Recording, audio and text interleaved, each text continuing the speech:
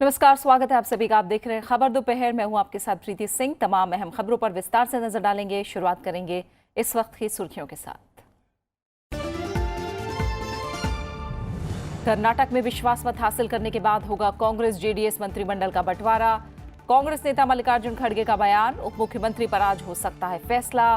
BS Yediyurappa ने चुनाव आयोग को पत्र लिखकर चुनाव में गंभीर अनियमितता का लगाया आरोप।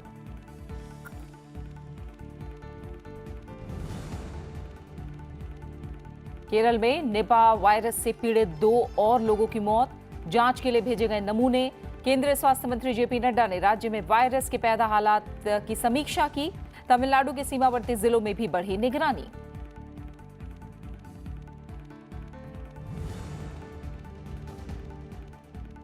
व्यापार और निवेश में तालमेल बढ़ाने के लिए नीति आयोग और रूस के आर्थिक विकास मंत्रालय के बीच शुरू होगी रणनीतिक आर्थिक वार्ता। मोदी पुतिन के बीच पहली अनौपचारिक शिखर वार्ता में फैसला। हिंद प्रशांत क्षेत्र में एक दूसरे के साथ परामर्श और समन्वय को भी तेज करने का फैसला।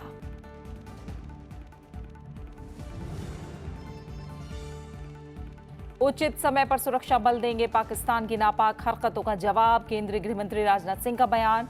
जम्मू कश्मीर के आरएसपुरा अरनिया सेक्टर में पाकिस्तान की तरफ से सीज फायर का उल्लंघन जारी।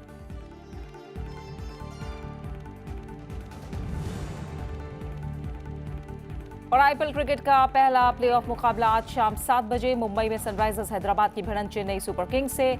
27 मई को होने वाले फाइनल में विजेता टीम को मिलेगी जगह।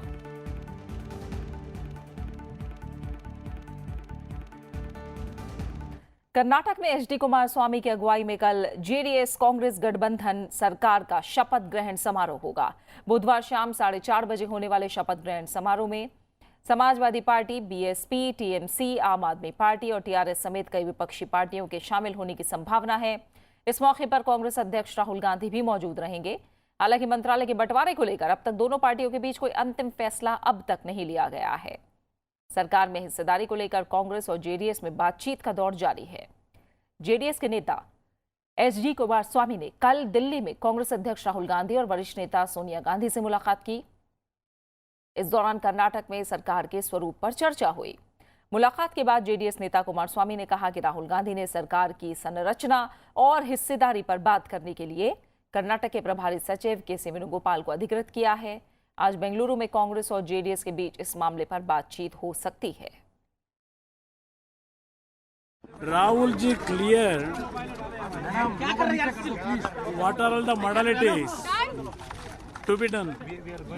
He has given permission to Karnataka in charge secretary Venugopal ji to discuss all those matters and finalize everything. Tomorrow our local Congress leaders and Venugopal ji will sit and we finalize everything. इस बीच कांग्रेस ने कहा है कि कर्नाटक में कोई उप मुख्यमंत्री होगा, किसे मंत्री पद मिलेगा, इन सभी का फैसला कांग्रेस अध्यक्ष राहुल गांधी करेंगे। वहीं जेडीएस से गठबंधन पर कांग्रेस ने पार्टी के भीतर नाराजगी की बात मानी है। कर्नाटक प्रदेश कांग्रेस अध्यक्ष जे परमेश्वर ने कहा कि वो कांग्रेस और जेडीएस के बीच हुए गठबंधन से नाखुश कई लोगों की भावनाओं को समझते हैं और आने वाला दौर कठिन होगा। कांग्रेस नेता मल्लिकार्जुन खड़गे ने कहा है कि स्पीकर का चुनाव और विश्वास मत हासिल करने के बाद ही मंत्रिमंडल का बंटवारा होगा। हाईकमांड क्या डिसीजन लेगी वो हाईकमांड यहाँ पर तय करेगी। अब फिलहाल तो गुरुवार शुक्रवार तक इसी चिंता में रहेंगे। एक तो स्पीकर का चुनाव, दूसरा वोट ऑफ कॉन्फिडेंस। ये दोनों चीज़ होने के बाद ही बाकी की चीज़ें डिस्कस कर सकते हैं। बीएस येदियुरप्पा ने कर्नाटक चुनाव में हुई अनियमितताओं पर सवाल उठाए हैं। विजयपुर जिले के मंगोली गांव में वीवीपैट मशीन मिलने को लेकर कर्नाटक के पूर्व मुख्यमंत्री येदियुरप्पा ने चुनाव आयोग को चिट्ठी लिखी है। चिट्ठी में उन्होंने कर्नाटक चुनाव में गड़बड़ियों की आशंका जताई है। येदियुरप्पा ने मुख्य चुनाव आयोग को लिखी अपनी चिट्ठी के बाद कहा है कि उन्हें पूरा विश्वास है कि चुनाव आयोग इस मामले को गंभीरता से लेते हुए इस पर उचित कदम उठाएंगे। बीएस येदियुरप्पा ने कहा कि विजयपुर जिले के मंगोली गांव के पास एक छप्पर में मिली वीवीपैट मशीन पर चुनाव आयोग गंभीर रूप से विचार करेगा। उन्होंने कहा कि इस तरह वीवीपैट मशीन का मिलना विधानसभा चुनाव में भारी अनियमितता को दिखाता है।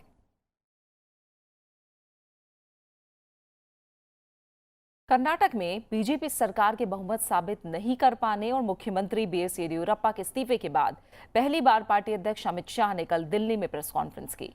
उन्होंने कहा कि कर्नाटक की जनता ने बीजेपी को जनादेश दिया और अगर पार्टी सरकार बनाने का दावा नहीं करती तो जनादेश का अपमान होता। उन्होंने कहा कि कर्नाटक में बीजेपी के वोट प्रतिशत और सीटों दोनों में इजाफा हुआ है और पार्टी 104 सीटों के साथ सबसे बड़ी पार्टी बनी है। अमित शाह ने कहा कि कांग्रेस अपनी हार को जीत बता रही है। पूर्ण बहुमत किसी के पास नहीं है, तो क्या फिर से चुनाव कराया जाए?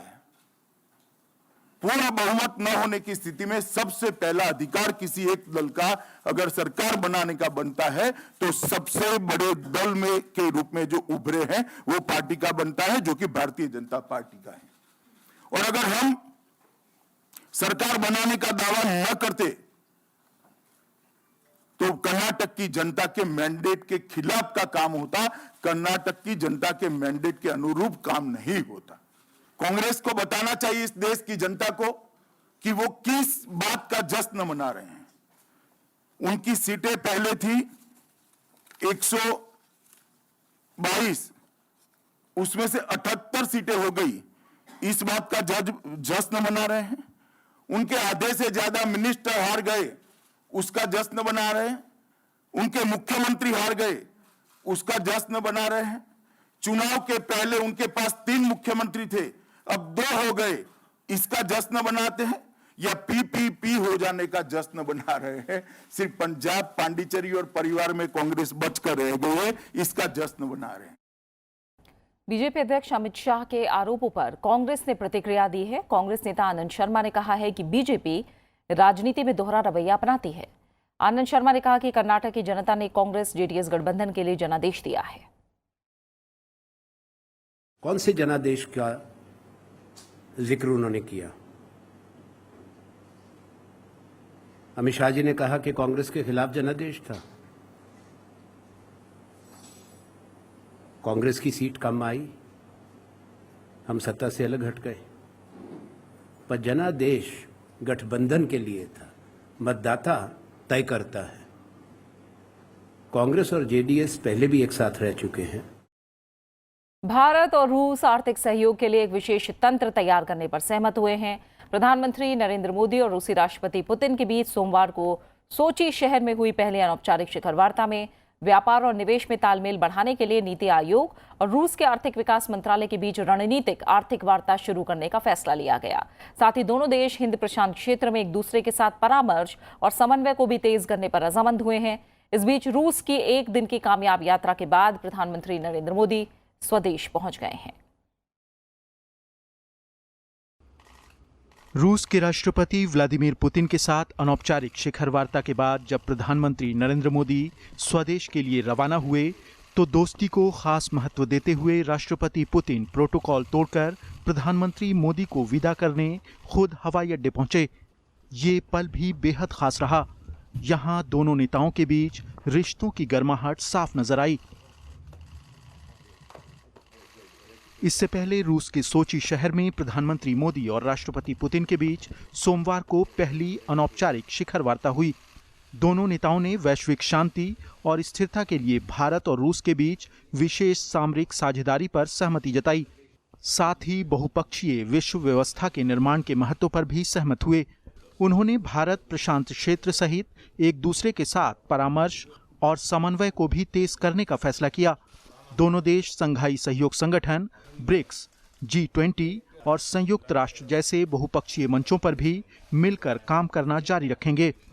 has just completed its first informal summit to Russia. Both countries agreed that as major countries they had responsibility for global peace and stability to be maintained, and both leaders agreed that this kind of format of an informal summit is a good additional level of exchanges between them. Prime Minister has of course invited President Putin to visit India in the second half of the year for the annual summit, and he looks forward to receiving President Putin in India. दोनों नेताओं ने आतंकवाद पर चिंता जताई और आतंकवाद के सभी रूपों से मुकाबला करने का दृढ़ संकल्प लिया।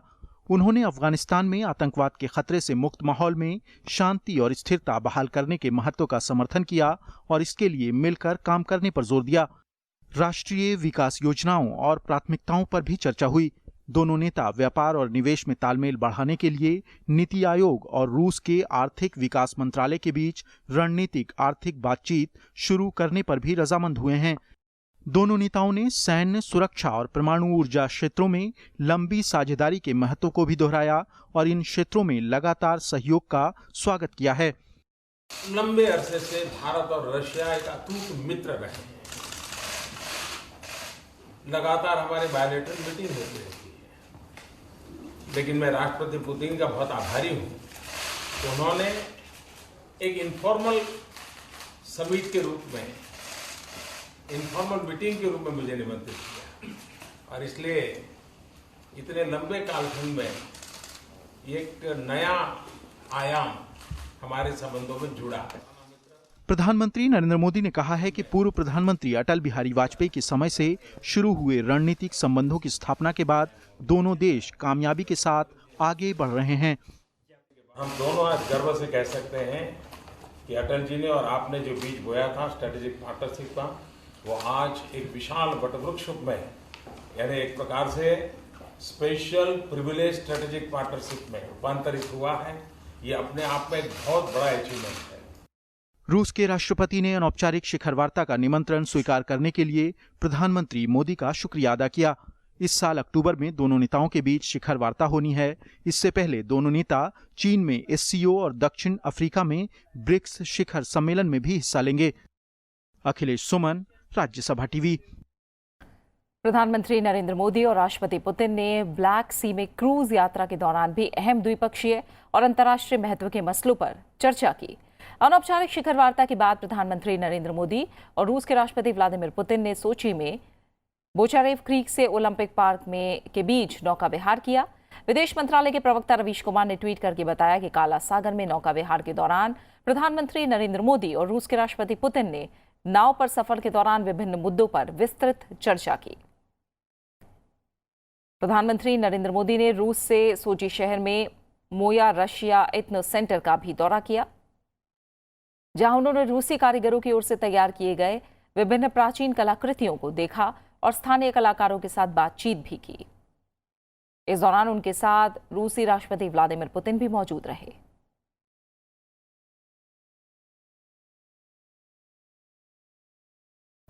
स्वदेश रवानगी से पहले प्रधानमंत्री नरेंद्र मोदी ने विशेष बच्चों के लिए बने एक इनक्यूबेटर का दौरा किया। सिरस एजुकेशनल सेंटर में छात्रों के साथ बातचीत में प्रधानमंत्री नरेंद्र मोदी ने बताया कि उन्होंने एक अलग ही व्लादिमीर पुतिन को देखा, जो राष्ट्रपति से अलग हैं, जो इस सेंटर के छात्रों के बारे में बात करते हुए भावुक हो गए। प्रधानमंत्री ने कहा कि वो अपने मित्र पुतिन के शुक्रगुजार हैं, जिन्होंने रूस के चमकीले सितारों से मिलने का मौका दिया। प्रधानमंत्री नरेंद्र मोदी ने यहां मौजूद 700 से भी ज्यादा रूसी छात्रों को भारत आने और भारतीय छात्रों के साथ संवाद करने का न्योता भी दिया। बाद में छात्रों ने मोदी और पुतिन दोनों के ऑटोग्राफ भी लिए। आप में से हिंदुस्तान जाने का मन करता है ऐसे कितने हैं? भारत आने का कार्यक्रम अगर बनाएंगे, और मैं चाहूँगा कि साल में एक बार यहाँ से एक ऑर्गेनाइज टूर भारत आए, और जब भी भारत आए मैं खुद आपके साथ घंटे 2 घंटे बिताऊंगा, आपसे कुछ जानूंगा, समझूंगा और भारत के बच्चों के साथ आपको मिलवाऊंगा। अगर आज मेरा यहाँ आना नहीं हुआ होता तो मैं मेरे मित्र को सिर्फ एक राष्ट्रपति के रूप में देखता, लेकिन आज भीतर से एक ऐसे इंसान मुझे मिले आप लोगों के कारण, मैं आपको बधाई देता हूँ।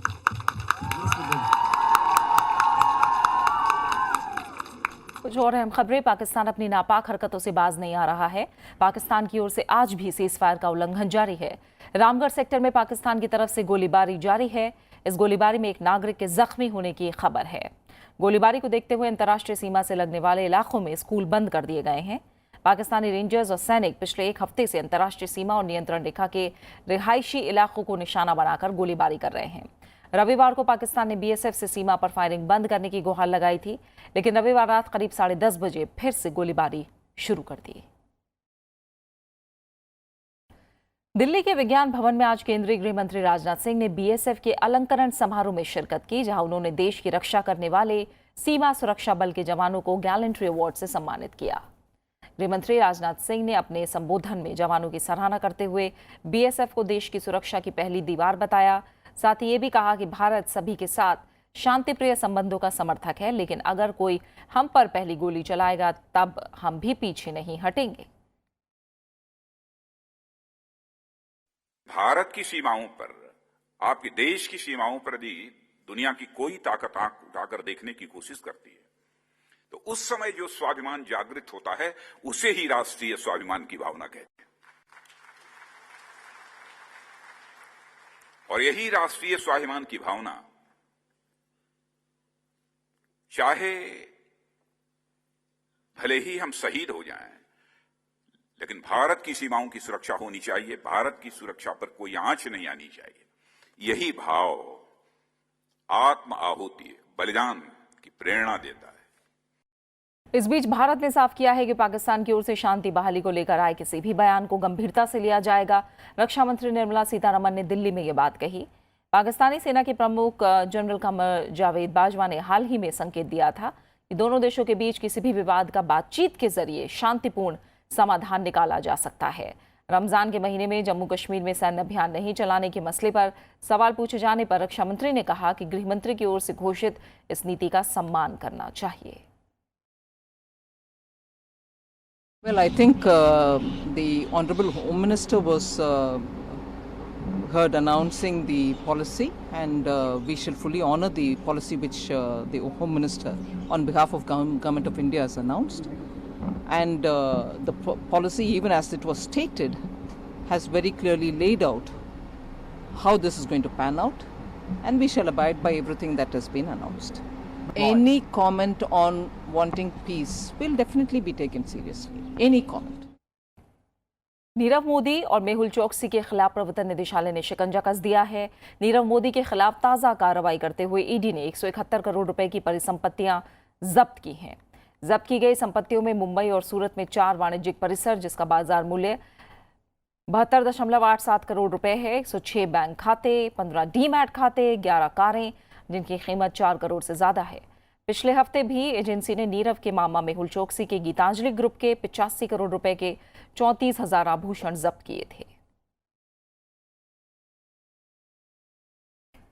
वहीं बैंक धोखाधड़ी के एक अन्य मामले में सीबीआई ने रोटोमैक कंपनी और उसके प्रमोटरों के खिलाफ चार्जशीट दाखिल कर दी है। 456 करोड़ की धोखाधड़ी के इस मामले में कंपनी के मालिक विक्रम कोठारी के खिलाफ सीबीआई स्पेशल जज की लखनऊ कोर्ट में चार्जशीट दाखिल की गई। इस चार्जशीट में सीबीआई ने रोटोमैक कंपनी के मैनेजिंग डायरेक्टर विक्रम कोठारी और बैंक ऑफ बड़ौदा के तत्कालीन AGM, branch head, senior manager समेत कई अधिकारियों को आरोपी बनाया है। विक्रम कोठारी ने बैंकों से करीब 3,695 करोड़ रुपए लोन लिए हैं, जिसे अभी तक लौटाया नहीं गया है। फरवरी महीने में सीबीआई ने विक्रम कोठारी और उनके बेटे राहुल कोठारी को धोखाधड़ी के आरोप में गिरफ्तार किया था। केरल में आज निपा वायरस से पीड़ित 2 और लोगों की मौत की खबर है। इससे केरल में निपा वायरस के संक्रमण के बाद अब खास सावधानी बरती जा रही है। केंद्रीय स्वास्थ्य मंत्री जेपी नड्डा ने निपा वायरस संक्रमण की स्थिति की समीक्षा की है। उन्होंने केरल के स्वास्थ्य मंत्री के शैलजा से बातचीत करके हर मुमकिन मदद का भरोसा दिलाया है। जेपी नड्डा ने एक ट्वीट में बताया कि राष्ट्रीय रोग नियंत्रण केंद्र के निदेशक के नेतृत्व में एक दल घटनास्थल पर पहुंच गया है और अखिल भारतीय आयुर्विज्ञान संस्थान और राम मनोहर लोहिया अस्पताल के चिकित्सकों का एक दल आज पहुंच रहा है। राज्य सरकार पूरे मामले पर नजर बनाए हुए है। तमिलनाडु सरकार ने भी सीमावर्ती जिलों में निगरानी बढ़ा दी है। उपराष्ट्रपति एम वेंकैया नायडू ने आज आंध्र प्रदेश के कृष्णा जिले के कोंडा पवलूरू गांव में राष्ट्रीय आपदा प्रबंधन संस्थान की दक्षिणी कैंपस के इमारत की आधारशिला रखी।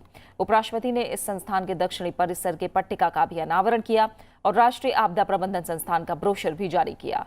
उन्होंने कहा कि प्राकृतिक आपदाओं से होने वाले नुकसान को कम करने के उपाय किए जाने चाहिए।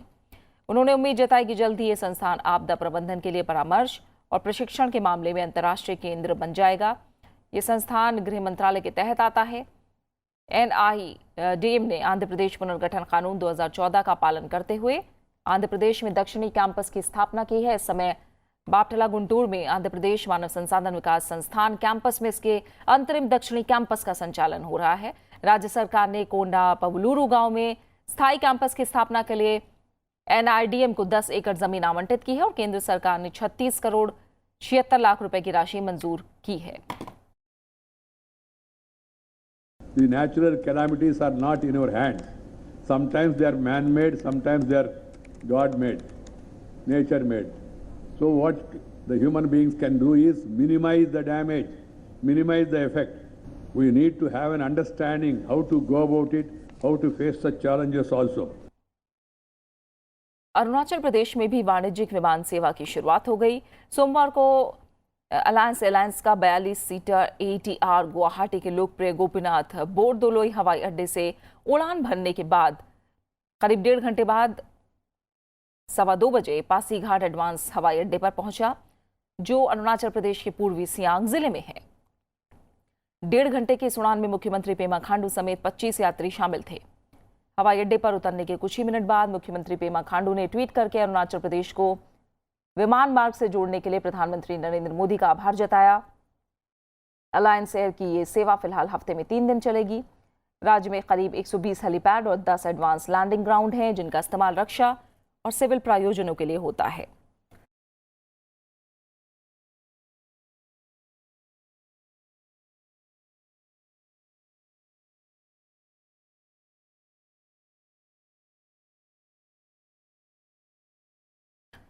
वहीं खेलों में आईपीएल के लीग मैचों के खत्म होने के साथ ही आईपीएल 2018 के प्लेऑफ का बिगुल बज गया है। आईपीएल क्रिकेट में क्वालिफायर मुकाबले आज से शुरू हो रहे हैं। सनराइजर्स हैदराबाद का सामना चेन्नई सुपर किंग्स से होगा। पहला क्वालिफायर मैच मुंबई में खेला जाएगा। इस मैच में जीत दर्ज करने वाली टीम सीधे फाइनल में पहुंचेगी और हारने वाली टीम को फाइनल में पहुंचने के लिए एक मौका और मिलेगा।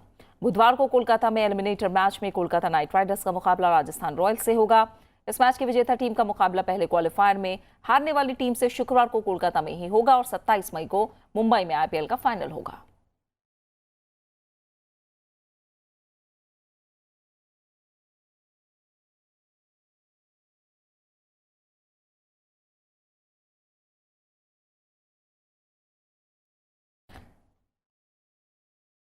तो आईपीएल के क्वालिफायर मैच आज से शुरू हो रहे हैं।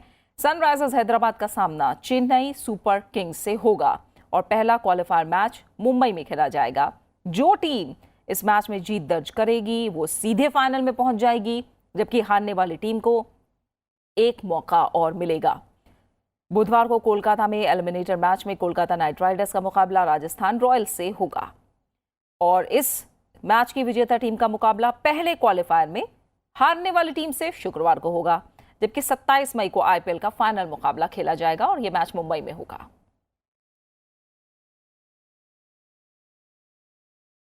सरकार पेट्रोलियम उत्पादों की बढ़ती कीमतों पर नियंत्रण के तरीकों पर विचार कर रही है। आज शाम पेट्रोलियम मंत्री धर्मेंद्र प्रधान सभी तेल कंपनियों के अध्यक्षों से मिल सकते हैं। शाम 5 बजे बैठक होने की संभावना जताई जा रही है। सूत्रों का कहना है कि बैठक के बाद तेल की कीमतों में कमी आने की संभावना है।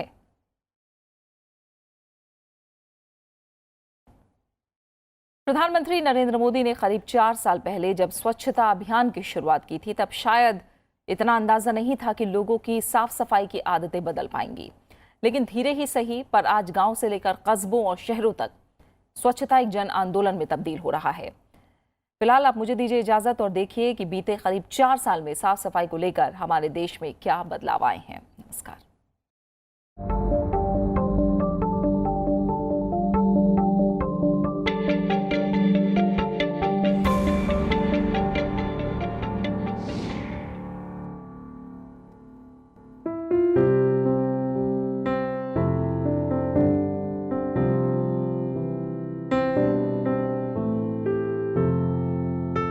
कलावती और बबली दिल्ली के मुंडका गांव की रहने वाली 2 दोस्त। सारा काम साथ करना, उन्हें इसमें मजा भी आता है। लेकिन कुछ सालों पहले तक उन्हें शाम का इंतजार करना पड़ता था, जिससे वो घर से बाहर खुले में शौच जा सकें। यहाँ उन्हें एक दूसरे का साथ अच्छा नहीं लगता था, लेकिन सुरक्षा के नाते मजबूरी थी। ये स्थिति तब बदली जब 2014 में प्रधानमंत्री ने स्वच्छ भारत अभियान की घोषणा की।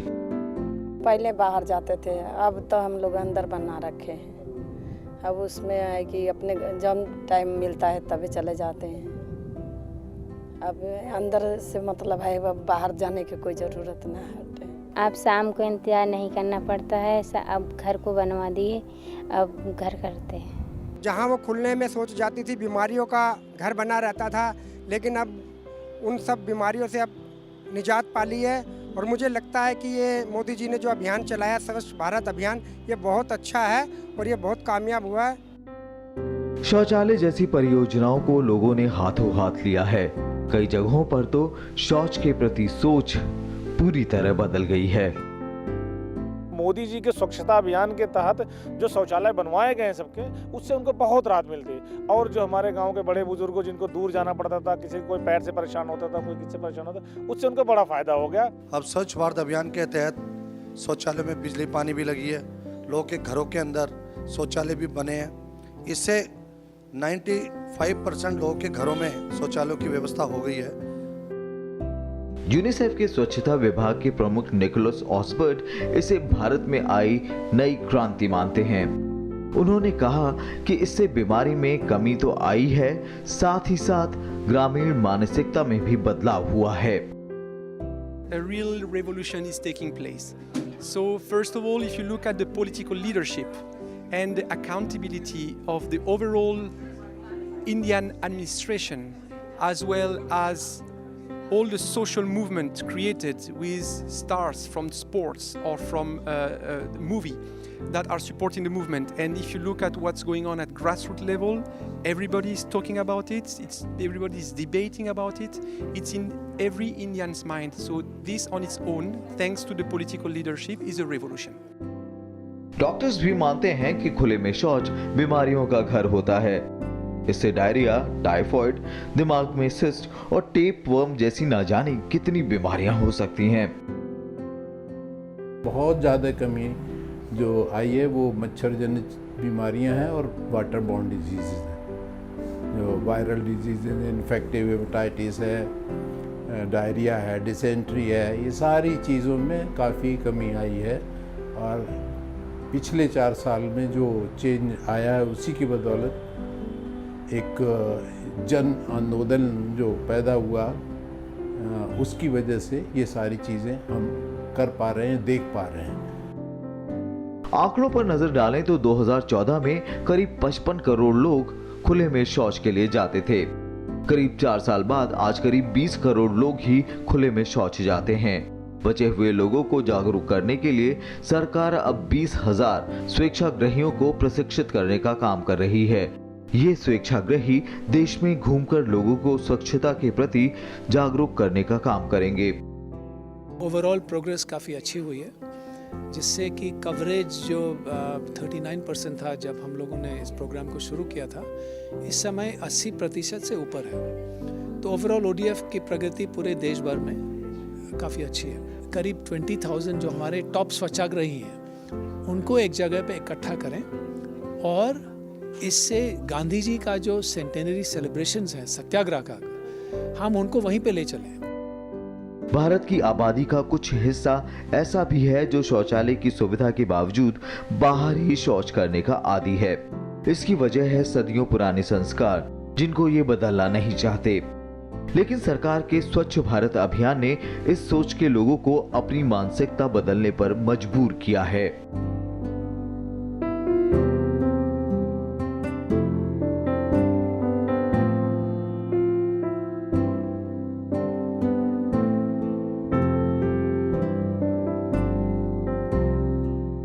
खुले में शौच की जगह शौचालय का इस्तेमाल, वैसे तो बात बहुत मामूली सी है, लेकिन जिस तरह सरकार ने इसे जन अभियान बनाने का फैसला किया है, बदलाव उसी से आया है। क्योंकि अनुभव ये बताता है कि जब जब कोई कार्यक्रम जन अभियान का हिस्सा बने हैं तो सफलता ने ज़रूर कदम चूमा है। कैमरामैन संतोष के साथ मोहम्मद फातेह टीपू, राज्यसभा टीवी।